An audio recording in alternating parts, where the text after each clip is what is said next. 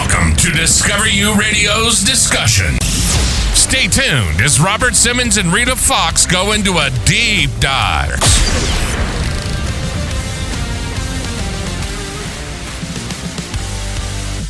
You ever get that customer that compliments you, praises you, says that you're their favorite advisor? And when you can't give that family discount, they give you a bad review? Your Guide to Customer Service by Bread and Eagle on Amazon and Kindle. Welcome to episode number 46 of Discover You Radio's Discussions, the Deep Dive segment. Okay, we covered Chapter 2, titled The Last Minute Pickup in episode 45. And if you thought the customer characteristic was annoying, this one is 10 times as worse because these types of customers are literally insane. They are the definition of repeating the same thing over and over again and expecting different results.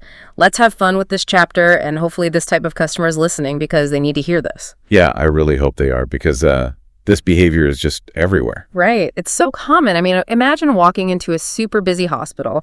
You just march right up to the receptionist at the front desk, roll up your sleeve, and show them this like glowing purple, highly alarming rash on your arm. And you demand that they, just take a quick look at it so you don't have to pay a copay to see an actual doctor. Which is wild. Yeah. If you did that, you would be politely, or well, maybe not so politely, just laughed right out of the building.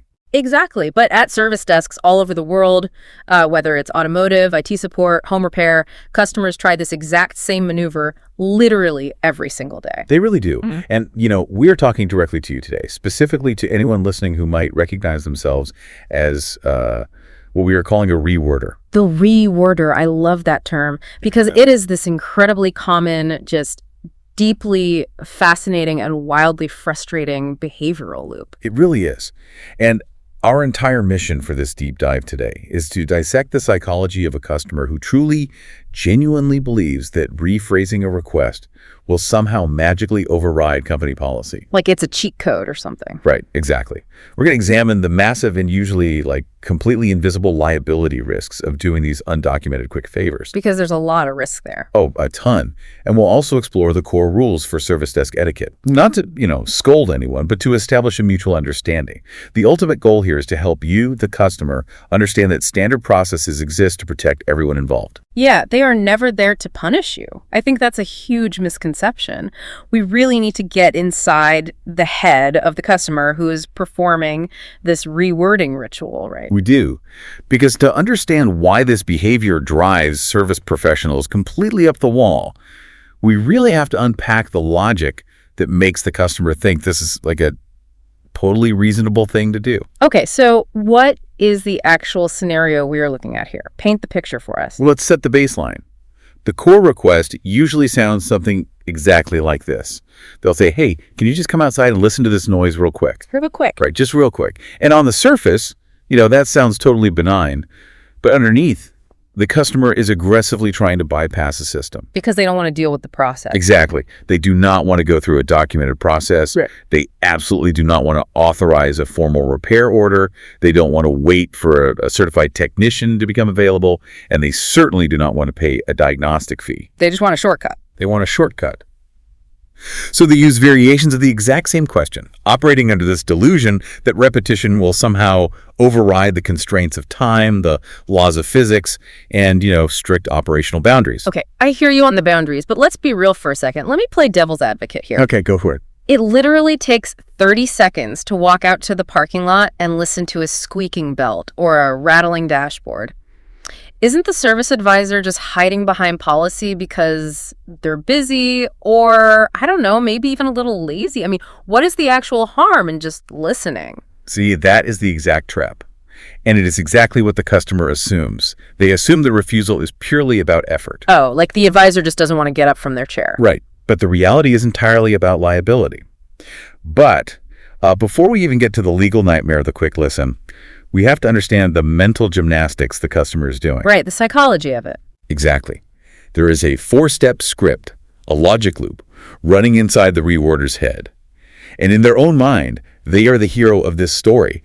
They think they're being incredibly logical. Okay, let's break down that internal logic loop because I find the psychology of negotiation super fascinating. How does this loop actually begin? So step 1 is internal justification. The customer tells themselves, I'm not arguing, I'm just asking. Oh, that's so sneaky. It is.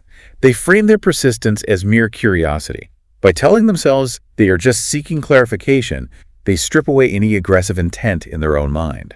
Wow, so they view themselves as like the polite victim of needless bureaucracy. Exactly. They think they're just having a casual conversation. And then we hit step 2, which is, if I keep asking, they will eventually see how simple this is. This is where the delusion really sets in. Totally.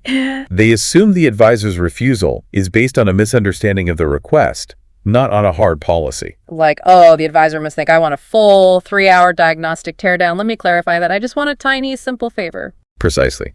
Which leads directly into step 3, and this is where it gets slightly manipulative. Ooh, okay. What's step 3? Step 3 is, if they admit it's simple, they'll feel silly saying no. Oh, wow. So they're actively trying to induce, like, cognitive dissonance in the service advisor? Yes, exactly. Cognitive dissonance is that really uncomfortable psychological tension you feel when your actions do not match your beliefs. Right. The customer wants to corner the advisor logically, forcing them to concede that the request, like just walking 10 feet outside, is physically so small that enforcing a corporate policy against it would be utterly absurd. So they are trying to make the advisor feel like the bad guy for being rigid over something so completely trivial. Exactly. And that brings us to step 4, the ultimate goal of the loop, which is if they feel silly, they will finally say yes. It's a war of attrition. It really is. It's an entire negotiation strategy based on wearing down the other person's resolve by aggressively minimizing the perceived effort. It's the illusion of shrinking the request. Shrinking the request. That's a vital concept here. Because customers deliberately use minimizing language, don't they? Oh, all the time. Listen for it the next time you're in any customer service environment. They say things like, just a second, or just an opinion, or just a quick look. They operate under this fallacy that if the request sounds small enough conversationally, the actual real-world liability magically vanishes. Yes, and it doesn't. I want to elevate this past the service desk for a second because we see this in other high-stakes professions, too. Oh, absolutely. It's exactly like cornering a lawyer at a cocktail party and saying, hey, I know we aren't at the firm, but could you just take a quick glance at this 10-page real estate contract? Just give me your layman's opinion. Yep, just a quick look. Right. I'm not asking for official legal counsel, just a quick look. That is a perfect analogy. And, how would a competent lawyer respond to that? They would shut it down immediately. Categorically refuse. Because there is no such thing as a layman's opinion from a professional in their field of expertise. Right. The moment that lawyer gives you an opinion on that contract, an attorney-client relationship is implied. Exactly. And they are legally liable for the advice they just gave you for free. Wow. The customer at the service desk is doing the exact same thing, but they fail to recognize the professional expertise and the immense liability of the service advisor. So we know the customer views every no as a negotiable opening offer. They think the wall is there to block them, and if they tap on it enough times with different vocabulary words, it'll just crack. But the reality is that wall is a load-bearing structure holding up the entire business. It's there to protect everyone. So let's look at how this standoff actually plays out in real time, because standing at the desk and experiencing this loop is incredibly awkward. Oh, it's so uncomfortable. It's the definition of an immovable object meeting a highly persistent force. Right. If you stand at a service desk long enough, you will hear this exact conversational judo. You'll hear a customer walk up, completely bypass the check-in process, and just start the negotiation. Let's act this out. I'll be the customer. I walk up, jingle my keys, and say something like, hey there, look, I don't need to check it in. Can you just come over to the parking lot and listen to this noise real quick? Just tell me what it is. And the professional advisor is trained to hold the boundary. So I would say for our own protection, if we are going to help you find a noise, we have to write a repair order so your technician can listen to the noise with you. That is the experienced professional who needs to find out what that noise is. But me, as the reworder, I completely ignore the substance of that answer. I immediately pivot. I say, right. I know you guys are busy, but I just have this noise I'd really like you to listen to with me. I'm not asking you to fix it. It'll just take a second. And the advisor must remain completely static here. Yeah. I'd say for our own protection, if we are going to help you find a noise, we have to write a repair order so your technician can listen to the noise with you. That is the experienced professional who needs to find out what that noise is. So then I shrink the request even further. I go, yeah, but if you just listen, you might have an idea, just an off-the-record opinion. And again, I'd say for our own protection, If we're going to help you find a noise, we have to write a repair order so your technician can listen to the noise with you. Gosh, it feels incredibly robotic. Like, as the customer in that scenario, I would feel like I'm talking to a brick wall. I would feel so ignored. I know, it feels harsh. Why does the advisor have to be so intensely, almost unnervingly repetitive? Why can they at least change up their phrasing to sound a little more human? Because the moment the advisor changes their phrasing, they lose. The advisor must stay frozen in their outcome while the customer's words change. Oh, okay. We call this maintaining loop status. The customer is desperately hunting for a new variable to argue against. I see. Yeah, if the advisor changes their vocabulary to sound more empathetic or conversational, the reworder will immediately latch on to the new word as a crack in the armor. Okay, I totally see what you mean. So if the advisor tries to be helpful and says, I can't go outside, it's against policy, the customer instantly counters with, well, then I'll just drive the car inside the service bay. Exactly. Or if the advisor says, I'm not a certified technician, the customer says, that's fine, I just want a non-certified guess. You've got it. You have to give them absolutely zero new information to work with. You are basically starving the negotiation of oxygen. That's a great way to put it. A negotiation requires two parties shifting their positions. If one party absolutely refuses to shift, the negotiation dies. That makes so much sense. But eventually, the advisor has to deliver a blunt reality check to break the loop entirely. They have to firmly state, you have asked the same question and reworded it several times. It does not change company policy. And the answer is no. Oh, that's firm. It has to be. The advisor has to assert that their specific job is to write the repair, order the RO, and document the concern. Their job is emphatically not to play guess that noise out in the driveway. Which brings us back to the most critical part of this entire deep dive, the liability booby trap. Yes, the biggest piece of the puzzle. Because we touched on it earlier, but we really need to dig into what a repair order actually is, legally speaking. Like, why is the advisor being so strictly repetitive? Because stepping outside for a quick listen is not a simple favor. It is a massive legal and financial trap. It really is. It's arguably the most dangerous thing an advisor can do. When we break down the true cost of a quick listen, it is terrifying. A reworder is actually asking for a free, entirely undocumented diagnosis. Right. And furthermore, they're asking for this diagnosis from the wrong person. The advisor, who is fundamentally an administrator and a coordinator, is not the technician. Yeah, they aren't the ones turning the wrenches. Exactly. Yeah. And they're expecting the business to take full legal accountability if that wrong person happens to be wrong. Let's define the repair order, because I think a lot of customers view the RO as just a piece of paper, like an annoying bureaucratic hurdle, or a way for the company to justify charging a diagnostic fee. Oh, it's so much more than that. Legally, what does that document do? A repair order is essentially a legal contract. It establishes a formal chain of custody for the vehicle. Okay. It documents the exact complaint in the customer's own words. It provides written authorization for the business to operate the vehicle. And most importantly, it assigns a legally certified technician to perform a documented inspection. And without an RO? Without an RO, none of that exists. The business has zero documentation that they ever interacted with the customer's property. So let's play out the nightmare scenario here. What are the actual legal risks if the advisor caves? Oh, it's bad. Let's say the customer wears them down, the advisor steps outside into the parking lot, listens to a rattling noise under the hood, and says, hey, it's probably just a loose heat shield. Yeah. It's annoying, but it's nothing to worry about. It's safe to drive. Right. But in reality, because the advisor couldn't put the car on a lift and inspect it properly, they missed the fact that the noise was actually a failing wheel bearing. Or a catastrophic brake caliper issue. Or a major internal engine component about to detonate. So the customer takes that quote-unquote expert advice, drives away, merges onto the highway at 70 miles an hour, and the wheel completely shears off the axle, causing a massive accident. Exactly. And when the tow truck brings that wrecked vehicle back, or worse, when the personal injury lawyers get involved, who gets blamed? I'm guessing not the customer. Nope. The blame does not fall on the customer for pushing for a free guess. It certainly does not fall on the certified technician who never even laid eyes on the car. It falls on the advisor. The blame, the financial liability, and potentially the legal negligence falls squarely on the advisor. You, the advisor who just listened real quick and gave an off-the-cuff opinion, are now responsible for the outcome. Because that casual guess magically transforms into what the dealership told me. Oh, 100%. The customer will absolutely weaponize that casual conversation. They will stand in a courtroom and say, the representative of the company told me it was safe to drive. That is a terrifying thought.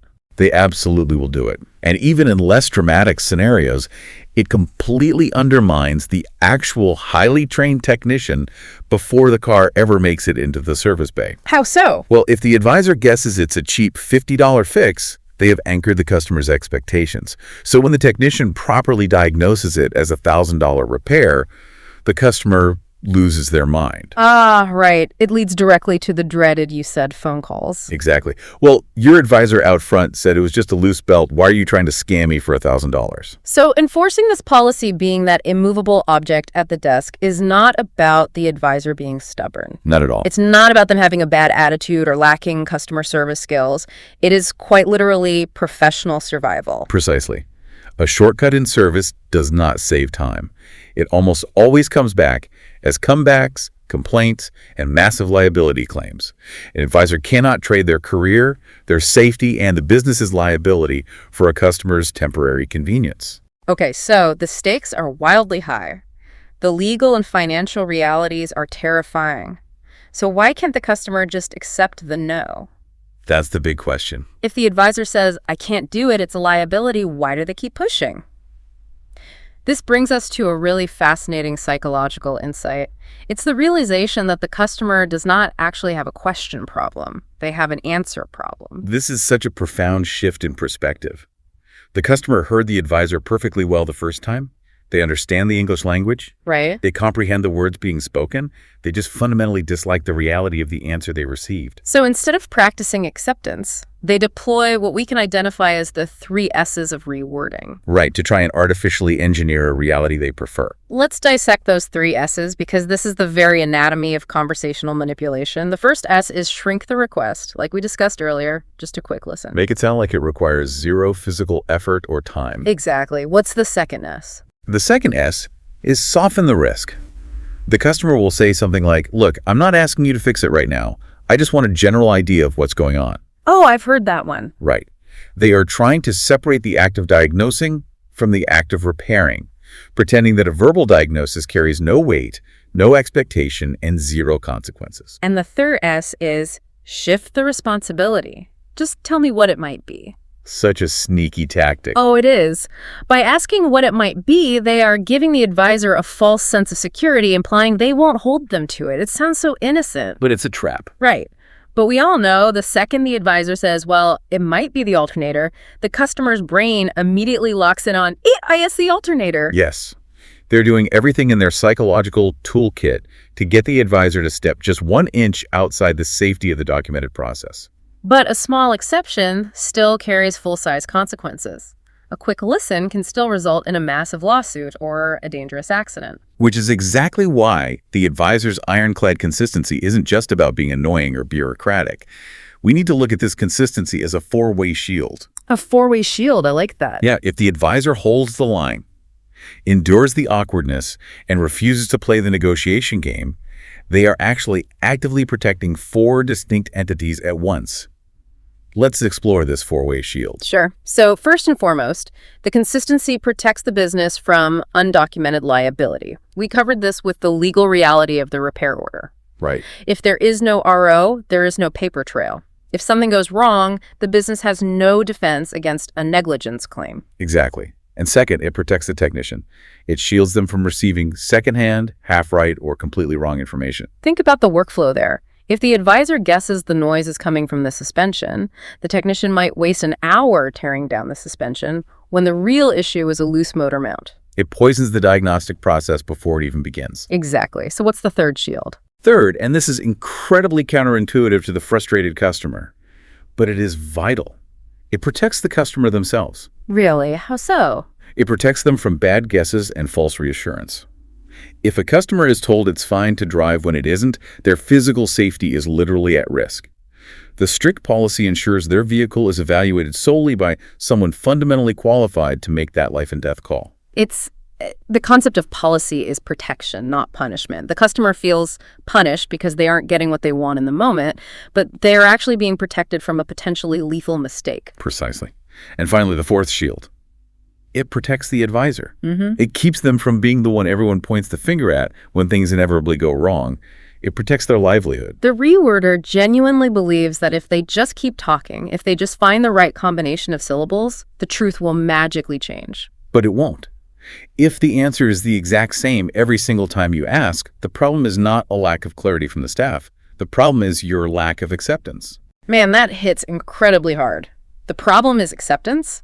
But let's dig even deeper here because we have to address a very uncomfortable territory. There is an unspoken truth beneath all of this posturing and rewording. There really is. Why is the customer fighting so incredibly hard to avoid checking their car in? Why aggressively push for a free, undocumented guess instead of just utilizing the service department the way it was designed to be used? We have to address the harsh, undeniable reality that drives the vast majority of this specific behavior. Persistent, aggressive rewording very often signals a much more fundamental issue. And what's that? It signals that the customer simply lacks the money for a proper repair. Oh, wow. Yeah, that is the massive elephant in the room. And we need to approach this with some deep empathy because financial panic is a very real, very scary thing. It absolutely is. People do not want to admit they cannot afford something. There is a lot of shame tied up in financial insecurity. So instead of standing at a crowded desk and admitting, I'm broke, my car is making a terrifying noise, and I don't know what to do, their fight or flight response kicks in. Exactly. It is a defense mechanism. Yeah. The fear of a massive unpayable bill morphs into indignation and aggression. Right. They try to backdoor a free diagnosis so they can either go try to fix it themselves with cheap parts or take it to an uncertified, cheaper mechanic down the street and say, the dealership said it's the water pump, just replace that. They are desperately trying to control a situation where they feel totally powerless. But as much as we can empathize with the panic of being broke, the professional world cannot bend the laws of physics to accommodate an empty bank account. It cannot. Empathy is crucial, but it does not alter liability. If the noise really matters, if it is a genuine concern, the only professional path forward is to check the vehicle in and authorize the diagnostic fee. That is how the professional world operates. And if the customer simply isn't willing to do that, then one of two things is factually true. Either the issue isn't actually that important, despite how much of a theatrical fuss the customer is making at the counter, or they simply do not have the money. right. And if it is the latter, the harsh reality is this.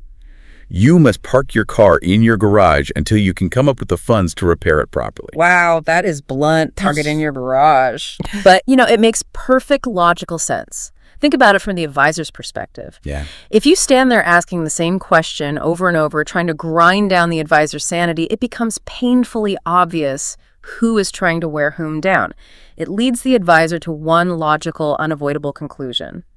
That this person cannot afford to be here. Exactly. And honestly, an undocumented wild guess from a service advisor standing in a noisy driveway doesn't magically fix a broken, unsafe car anyway.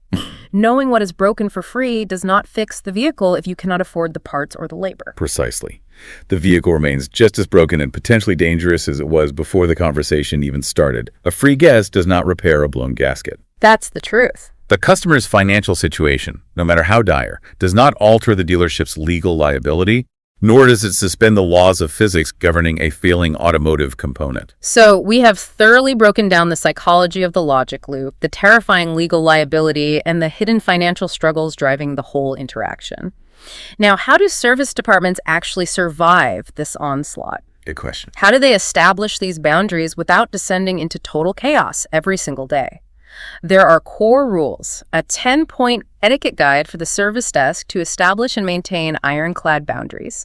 Let's unpack the most critical rules from this philosophy. Let's examine Rules 1 and 2, which are tightly linked and form the foundation of boundary setting. Rule 1 states, one question, one real answer. When the advisor clearly explains the proper process, that answer is final. Simple enough. And Rule 2 reinforces this behavioral expectation. Stop shopping for a different answer. Asking the exact same thing 5 different ways is not seeking clarity. It is hunting for a weakness to exploit. I love the analogy of a secret menu. Rephrasing the question doesn't unlock a hidden outcome. It's not like going to an In-N-Out burger, where if you whisper animal style, you get a completely different meal. Right. You are just repeating the same reality. If the answer doesn't change, it's because the operational policy doesn't change. Then we move to Rules 3 and 4, which focus strictly on professional boundaries and job descriptions. Rule 3. Advisors are not drive-by diagnosticians. So true. Expecting a free diagnosis in the driveway without a legal repair order is walking right into that massive liability trap we spend so much time discussing. And Rule 4. Respect the division of roles. Right. The advisor documents the concern and coordinates the process. The certified technician actually diagnoses and repairs the complex machinery. To expect the administrative advisor to just listen and accurately guess is asking the wrong person to do the wrong job for the wrong price, which is $0. You are actively disrespecting both professions simultaneously. Exactly. Moving on. Rules 5 and 6 deal with the long-term consequences and the true purpose of the policy. Rule 5 warns that free guesses can get very expensive. A quick listen that yields bad information damages trust, creates comebacks, and ruins reputations. It is free in the moment, but incredibly costly later for everyone involved. And Rule 6 is the mantra we need to print on banners and hang in every service department. Policy is protection, not punishment. When they tell you that you have to check your car in like every other paying customer, they aren't blocking you. Right. They are protecting your safety, the technician's time, and the shop's liability. Fairness means there are no secret shortcuts just because you have the loudest, most persistent voice in the lobby. Which brings us to Rule 7 and 8, which are fundamentally about emotional regulation for the customer. Rule 7, take no as a boundary, not a personal attack. People struggle with that one. They really do. A healthy, functioning service department operates on clear, objective boundaries, not on a contest of who can argue the longest. Enforcing a boundary is professional responsibility. It is not personal rudeness. And Rule 8 basically states, if you truly, genuinely want answers about your vehicle, you have to trust the documented process. Authorize the diagnosis. Let the professionals do their job. Now, I want to jump to Rule 9 because this one shifts the spotlight entirely away from the advisor and the customer and points it directly at management. Oh, this is a big one. Because none of these boundaries matter if leadership doesn't hold the line. The rule is, management, back the policy, not the persistence. When a reworder inevitably realizes the advisor won't cave, they demand a manager and complain, your guy wouldn't even walk outside to listen to my car. The leadership must support the advisor who followed the procedure. This is perhaps the most critical operational rule on the entire list. If management fails here, the entire system collapses into chaos. Leadership cannot, under any circumstances, reward the customer who tried to bypass the safety rules. But let me challenge that for a second. What if a manager walks out of their office, sees a packed lobby, and sees an angry, screaming customer causing a massive scene? Isn't it a manager's job to de-escalate? Isn't it sometimes just easier for the manager to say, okay, sir, I apologize, I'll come listen to it right now. Just calm down. It might be easier in that exact 3-minute window, but it is catastrophic in the long term for the culture of the business. If management actively undermines their own frontline staff simply to appease a loud, persistent reworder, they are actively training their customers to ignore the rules and break the system. Oh, wow. You are teaching the customer that if they throw a big enough tantrum or repeat themselves enough times, the safety policies simply do not apply to them. You are conditioning them. You are rewarding the exact behavior you are trying to eliminate. It's exactly like giving a screaming child a candy bar just to make them quiet down in the grocery store. You have just guaranteed they will scream twice as hard the next time they want sugar. Precisely. Furthermore, you completely destroy the morale, the authority, and the trust of your service advisors. Yeah, why would they ever try to enforce a rule again? Exactly. Why should an advisor ever endure the stress of fighting to uphold a corporate boundary if they know their own manager is just going to walk out and throw them under the bus the second a customer raises their voice? It creates a toxic, spineless culture. You have to hold the line. You absolutely do. And it all culminates in the final rule, Rule 10. Repetition doesn't rewrite reality. Asking over and over again does not make the request more legally sound or physically possible. It just exposes a power struggle. If the answer is consistent, respect the reality of the situation. This has been such an intense, multi-layered look at a conversation that happens every single day, largely unnoticed by those who don't work in the industry. We've journeyed from the annoying repetition at the front counter, deep into the psychology of conversational negotiation, all the way down to the terrifying legal liabilities, the hidden financial panic, and the vital role of management. It really forces you to rethink what it means to enforce and respect a professional rule. It absolutely does. And it leaves us with a much broader, much more profound concept to ponder, well beyond the service drive or the IT help desk. Think about this in the context of your own life. That's a great point. Where else in your life are you treating a clear boundary as a negotiation? Whether it is in your personal relationships, your workplace, or with your own personal goals. When the words keep changing but the answer does not, wisdom lies not in asking again, but in hearing at last. So true. Here they come, rolling in the drive. You can hear a bunch of loose tools and parts rolling around in their trunk. Their Uncle Rick diagnosed the car in his backyard under a tree. Now they want you to put the parts on. Your Guide to Customer Service by Bread and Eagle. You can find it on Amazon and Kindle. Thank you for listening to Discover You Radio's discussions. We'd like to invite you to research who was spotlighted on this episode. And if they have a website, join their mailing list. Thank you for your support.